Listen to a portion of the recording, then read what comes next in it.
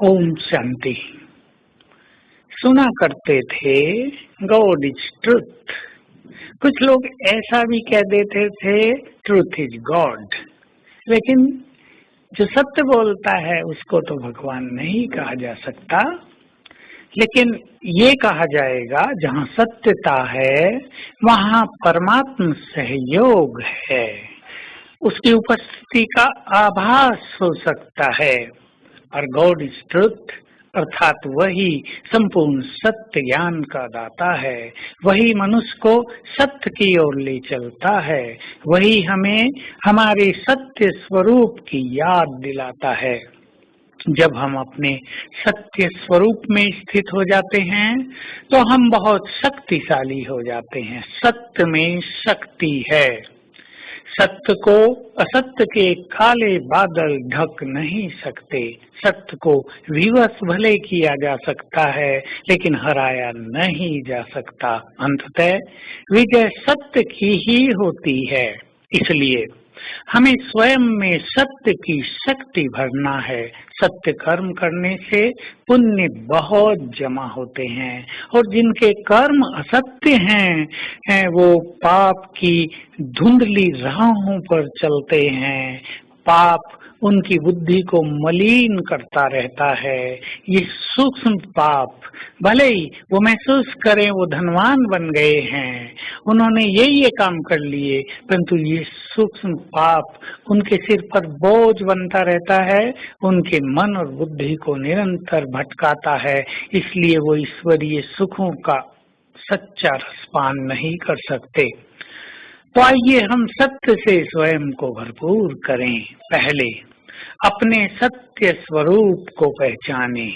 मैं आत्मा हूँ, ये हमारा पहला सत्य स्वरूप। फिर आत्मा के सातों गुण, उन्हें स्वीकार करें, उसे पहचाने। हे आत्मा, तुम तो ज्ञान स्वरूप हो, अज्ञान का तुम्हारी बुद्धि में कोई स्थान नहीं। हे आत्मा, तुम तो शांत हो, तुम अशांत हो ही नहीं सकती। तुम तो प्रेम स्वरूप हो, तुम्हारे मन में नफरत आ नहीं सकती। तुम तो आनंद स्वरूप हो, सदा प्रसन्न हो। तुम तो परम पवित्र हो, विकारों से तुम्हारा कुछ लेना देना नहीं। तुम तो सर्वशक्तिवान की संतान हो, शक्तिशाली हो, निर्भय हो। ये हमारा सत्य स्वरूप है। इसे हम न केवल पहचाने लेकिन इसका सचमुच में स्वरूप बनते चलें। स्वरूप से अर्थात स्थिति बनने से हम में शक्ति बहुत आ जाती है। इस सत्यता की शक्ति के आगे सारे संसार को झुकना पड़ेगा।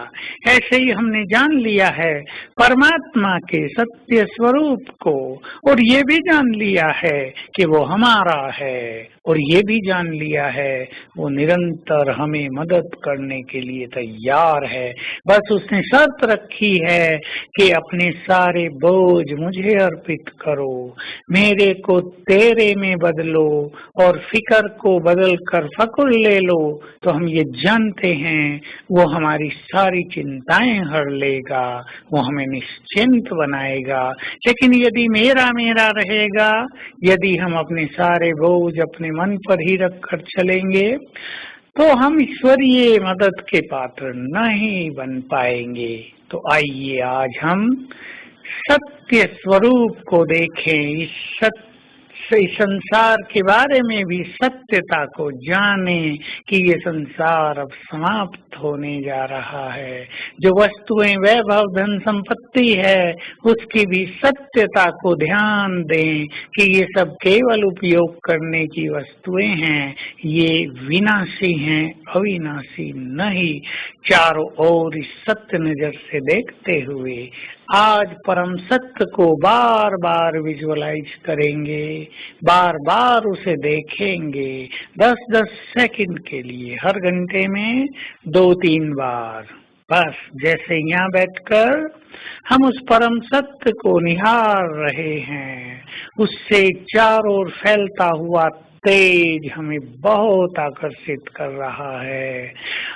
वो निराकार है लेकिन अति सुंदर है, उसकी सुंदरता को देखकर हमारा चित्त तृप्त हो रहा है।